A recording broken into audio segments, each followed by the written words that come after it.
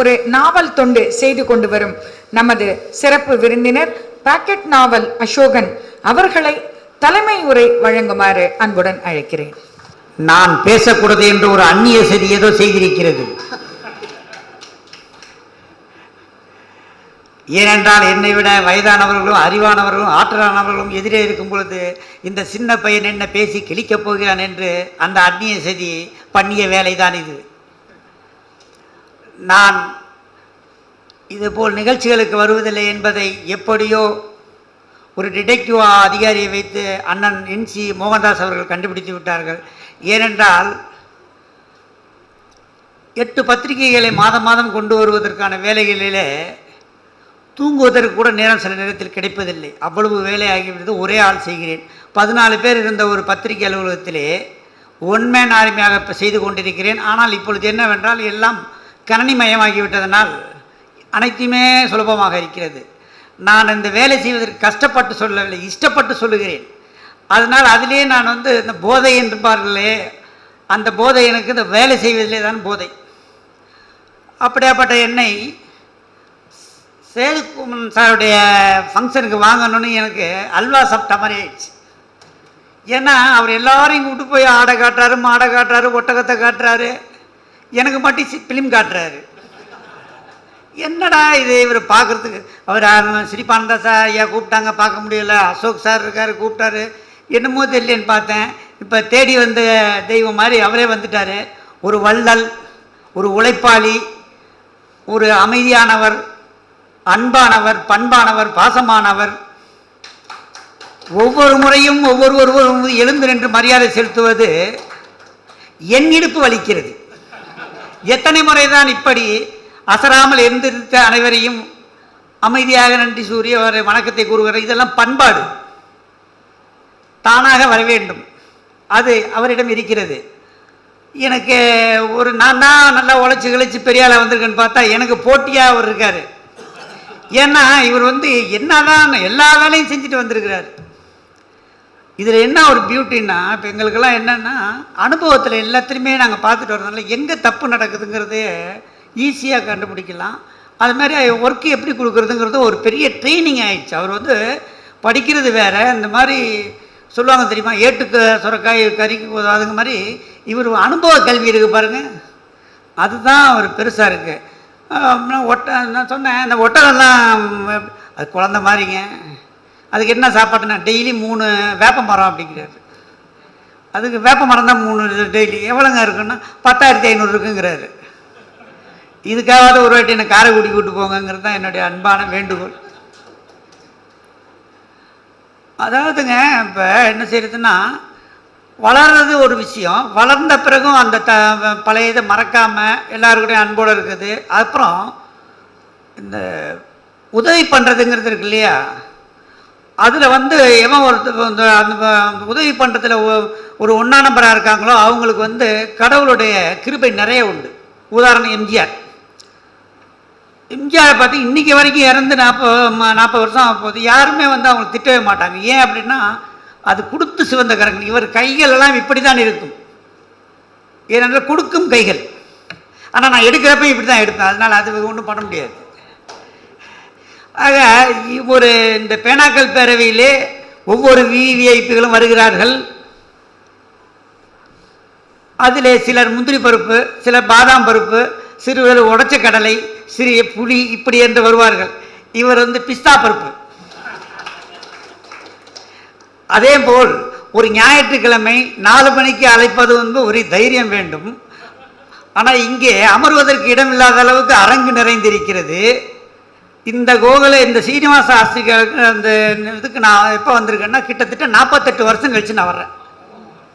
என்ன ஒன்று அப்படின்னா, என் அன்புக்கும் மரியாதைக்கும் என்னை வளர்த்து பெற்றெடுத்த என் குருநாதரின் தந்தை எல்ஜிராஜ் அவர்கள் இறந்த நினைவு நான் இங்கே தான் கொண்டாடினார்கள். நான் அப்பொழுது சிறு பாலகனாக ஓரமாக நின்று பார்த்து கொண்டிருந்தேன். இன்று அந்த இடத்தில் அண்ணனுக்காக வந்திருக்கும் பொழுது எனக்கு பல நினைவுகள் வருகிறது. ஏனென்றால் என் தந்தை 6 வயதிலிருந்தே எனக்கு அது செய்டா இது செய்டான்னு சொல்லிக் கொடுப்பார். அவருக்கு நான் கூட நினைப்பேன், இந்த வயசில் நமக்கு சொல்கிறாரே நம்ம புரிஞ்சுக்குவோமா என்னங்கிறது கூட தெரியாமல் சொல்லுவார். இப்படி தாண்டா இருக்கணும், அப்படி தாண்டா இருக்கணுன்ட்டு. இந்த வயசில் 40 வருஷமாக நான் செய்கிறதெல்லாம் என் தந்தையார் எனக்கு சொல்லி கொடுத்ததெல்லாம் இன்னும் செஞ்சுக்கிட்டு இருக்கிறேன், இன்னும் செய்ய வேண்டியது இருக்குது. அப்படியாப்பட்ட அந்த அன்பு தெய்வத்தின் இடத்துல மீண்டும் இந்த வள்ளல் தெய்வத்தை பார்த்து பாராட்டும் ஒரு தலைமை தாங்கும் விஷயம் கிடைத்தது ரொம்ப சந்தோஷமாக இருக்கிறது. பாரதியாரின் அவர் பேத்தியார் அவர்கள் என் வாசகர் என்பொழுது நானும் என் மீசையை முறுக்கிக் கொள்கிறேன். ஏனென்றால் நான் அந்த பாரதியின் அதாவது அவருடைய கோடிக்கணக்கான ரசிகர்கள் ஒருவர் அந்த பரம்பரையில் வந்தவர் எனது ரசிகையாக இருக்கிறாங்களப்ப நான் அவரை போலவே தலை நிமிர்ந்து மகிழ்ச்சியை கொண்டாடுகிறேன். இந்த நிகழ்ச்சியை தொடர்ந்து ஏற்பாடு பண்ணும் இந்த பேனாக்கள் பேரவையை ஒவ்வொரு பேரையும் சொன்னாலும் அது ஒரு மணி நேரம் ஆகிவிடும். அதனால் அனைவருக்கும் நன்றி. அண்ணன் என்.சி. மோகன்தாஸ் அவர்களுக்கு இந்த வாய்ப்பை கொடுத்ததுக்கு நான் என்றும் கடமைப்பட்டிருக்கிறேன். அது என்ன ஒரு விஷயம்னா, நான் வந்து லட்சக்கணக்கான கோடிக்கணக்கான பேர் படிக்க வச்சுருக்கேன். ஆனால் ஸ்கூலுக்கு கொண்டு போய் என்ன நிறுத்தினீங்கன்னா கண்லேருந்து தரையாக தண்ணி வரும், படிக்கவே பிடிக்காது. ஏன் அப்படின்னா எனக்கு சின்ன வயசுலேருந்தே பெரியார் ஆகணுங்கிற ஒன்று இருக்குது. அது என்னன்னு தெரியாது. நல்ல நகைச்சுவாக பேசுவேன். எல்லா டீச்சர் வாத்தியாருங்களும் ஃப்ரெண்ட்ஷிப் பிடிச்சிக்கிட்டு பரிச்சை எழுதாமே பாஸ் ஆகிக்கிட்டு வந்தேன். 11ஆவதுலேருந்து கவர்மெண்ட் எக்ஸாம் திருத்துறவருக்கு என்ன தெரியாது இல்லையா, ஃபெயில் ஆகிட்டார். சரி, நான் அடுத்து அக்டோபர் எழுதுனா அதுலேயும் ஃபெயிலு. சரி, இனிமேல் நம்ம ஒன்றும் இல்லைன்னா ஒரு ஆஃபீஸ் பாயாக போய் சேர்ந்தேன் ஒரு இடத்துல. காலையில் போய் லெட்ரு வாங்கிட்டு வரணும், ஆஃபீஸ் எல்லாம் பெருக்கி தொடச்சி கிடிச்சு வைக்கணும். அதுக்கப்புறம் திருப்பி என்னுடைய தந்தையார் கம்பெனிக்கு வந்தேன். என் தந்தையார் ஒரு நாள் கூட என்னை பையனாகவே பார்த்ததில்லை, வேலைக்காரனாகவே பார்ப்பார். அதை செய்யடா இதை செய்யடான்ட்டு. அதில் அவர் சம்பளம் கொடுக்குறாரோ இல்லையோ கொடுக்குறது ஜாஸ்தியாக இருக்கும். ஆனாலும் அந்த அண்ணன் தம்பி உதவுற மாதிரி அண்ணன் தம்பி உதவ மாட்டேன். அதுதான் என்னை வந்து ஒரு சிற்பமாக ஆக்கிடுச்சு. அப்படி இருந்தப்போ அதுக்கப்புறம் வந்து நான் என்ன செஞ்சேன், என் தந்தையார் இருந்ததுக்கப்புறம் என்ன செய்யலாம் ஏது செய்யலாம் அப்படின்னு பார்க்குறப்ப ஒரு நாள் எங்கள் அப்பாவுடைய பீரோவெல்லாம் அப்படியே நோண்டிகிட்டு இருக்கிறப்ப பாக்கெட் நாவல்னு ஒரு டைட்டில் டிக்ளரேஷன் புக் பண்ணி வச்சுருந்தார். ஒசேன்னு கத்துனேன். அதாவது நானவ நிலை படத்தில் ஜெமினி கணேசன் ஒசேன்னு கத்திடுவோம். அது என்ன பாசன்னு கண்டுபிடிக்க போய் பார்ப்பாங்க. அது மாதிரி டக்குன்னு அதை எடுத்தேன். எப்படி பண்ணலாங்கன்னு பார்த்துட்டு இருக்கிறப்ப என் தந்தையார் நிறைய ஆங்கில பத்திரிகைகள் வாங்கி வச்சுருப்பாங்க. ஆனால் அதில் கையெழுத்து போட்டு அது இந்த புத்தகம் போடலாம் அப்படின்னு எழுதுறதுல நான் அது மாதிரி பார்க்குறப்ப அந்த பாக்கெட் சைஸ் நல்லா இருக்குது அப்படின்லாம் அந்த சைஸை நான் உருவாக்கி பண்ணேன். நல்லா பெரிய பெரிய புக்காக இருக்கிறப்ப இப்போ ட்ரெயினில் போகிறப்ப கையடக்கமாக இருந்ததுனால அதுக்கு ஒரு வரவேற்பு கிடைச்சி அதிரி புதிரி பாக்கெட் நாவல் 90,000, கிரைம் நாவல் ஒன்று 1,15,000, நாவல் டைம் 80,000, அப்படி பரப்பு. அப்போ வந்து இந்த நெட்டு இதெல்லாம் கிடையாது. அப்போ அங்கங்கே நான் தான் கதாநாயகங்க. ட்ரெயினில் போனால் ஆட்டோகிராஃபு, கல்யாண மண்டபத்துக்கு போனால் ஆட்டோகிராஃபு. இப்போ வந்து எல்லாம் மாறின பிறகு அந்த குழந்தைங்களுடைய அப்பா அம்மா தான் சொல்லுவாங்க, இவர் சின்ன வயசுலேருந்து புத்தகமெல்லாம் பப்ளிஷ் பண்ணுவார், அவர் தான் இவருங்கிற அளவுக்கு. ஏன்னா அது மாற்றங்கள் ஆகுது. ஆனாலும் இந்த புத்தக வாசனைக்காக படிக்கின்ற இன்றைய வாசகர்களால் தான் எனது வண்டி ஆடிக்கார் போல் போய்கொண்டிருக்கிறது. என்.சி. மோகன்தாஸ் அவர்கள் எழுதிய முதல் கதை பேர் வந்து கன்னத்து பூச்சிகள். அவருக்கு வந்து அப்போ வந்து கொச்சினில் வேலை செய்கிறப்ப கண்ணில் அடிபட்டுருச்சு. ரொம்ப கொதன்னு இருக்கும். வந்துட்டு பார்த்துக்கிட்டு ரொம்ப வருத்தப்பட்டுட்டு அதனால் ரொம்ப கஷ்டப்பட்டு டாக்டர்லாம் பண்ணி அப்புறம் ஓரளவுக்கு அதில் பழகிக்கிட்டார் அவர். ஆனால் அந்த வலி கண்ணிலலாம் தண்ணி வரும், வலிக்குதும்பார். என்ன ஒன்றும் இல்லை, ஒரு அந்த அந்த ரிஃபைனில் வந்து ஏதோ ஒரு கண்ணில் குத்திடுச்சு, இந்த பீஸ் விழுந்துடுச்சு, கெமிக்கல்.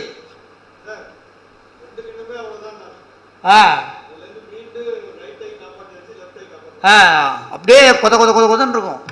கஷ்டப்பட்டு ஒரு 5-6 வருஷம் கஷ்டப்பட்டார். அதிலே அவர் கொஞ்சம் வேலையே வேணாங்கிற மாதிரி இருந்தது. அதுக்கப்புறம் தான் அந்த வேலையை விட்டுட்டு வந்ததுக்கப்புறம் தான் வெளிநாடு போகிற ஒரு வாய்ப்பு. அதனால் அந்த கண் வந்து ஏதோ ஒரு ஹெல்ப் தான் பண்ணியிருக்குது. அதே மாதிரி ஐயாவுடைய எனக்கு என்ன அவர் மேலே பிடிக்கும் அப்படின்னா, ஒவ்வொருத்தவங்களும் இப்போ என்ன செய்வாங்கன்னா, தமிழ்நாட்டில் இருக்கிறாங்க, இந்தியாவில் இருக்காங்கன்னா தன்னுடைய காலேஜுக்கு எம்ஜிஆர் யூனிவர்சிட்டி, கலைஞர் இன்ஸ்டியூட்டு, சத்யபாமா இன்ஸ்டியூட் வைப்பாங்க. இவர் என்ன வந்து சோகா இக்கோடான்னு வச்சுருக்காருன்னு இதை கிட்டத்தட்ட நான் ஒரு அரை மணி நேரமான மனப்பாடம் பண்ணேன். அப்பயும் வரலங்கிறனால தான் செல்ஃபோனை கையில் வச்சுருக்கேன்.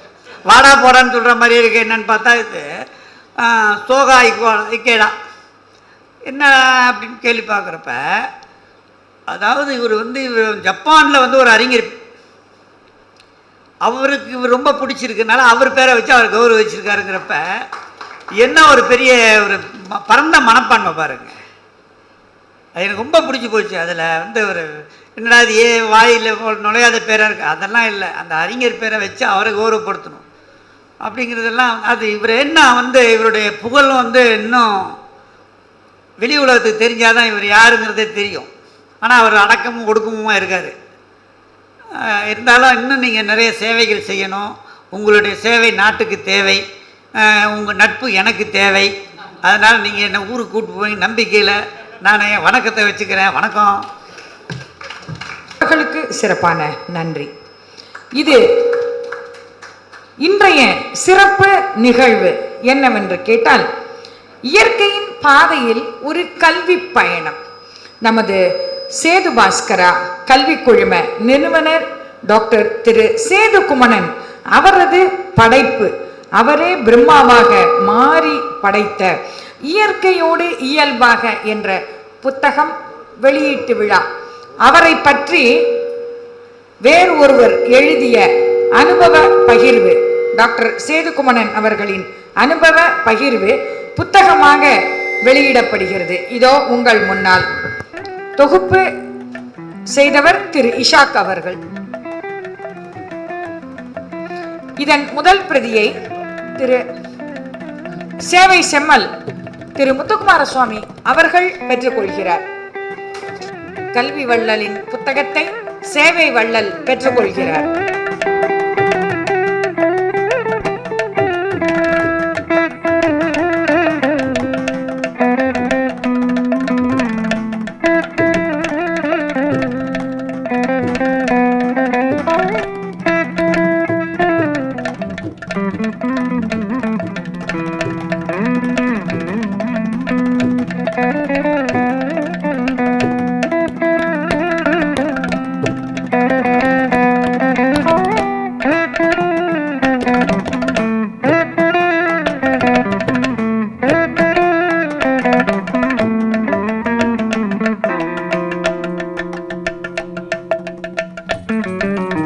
சித்திரை சிங்கர் கொட்டாபி வாங்க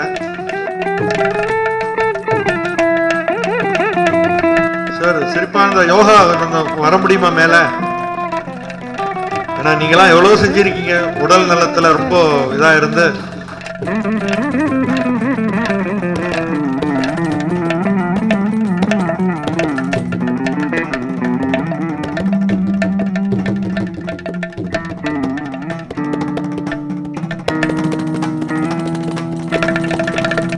அதாவது மூலவரை வச்சுட்டு நம்ம பாட்டு பண்ணிட்டு இருக்கோம். அதனால அடுத்து அவரோட போர்ஷன். அனைவருக்கும் மாலை வணக்கம். சார் வந்து நம்ம இங்கே காரைக்குடிக்கும் நாங்கள் போயிருக்கோம். இன்னும் சார் வரல, நம்ம ஏர்வாடி சார் வரல. அவர் கவி வனம் சொல்லி ஆரம்பிச்சிருக்காங்க. அதுக்கு ஆரம்ப விழாவுக்கு வந்து அவர் இங்கேருந்து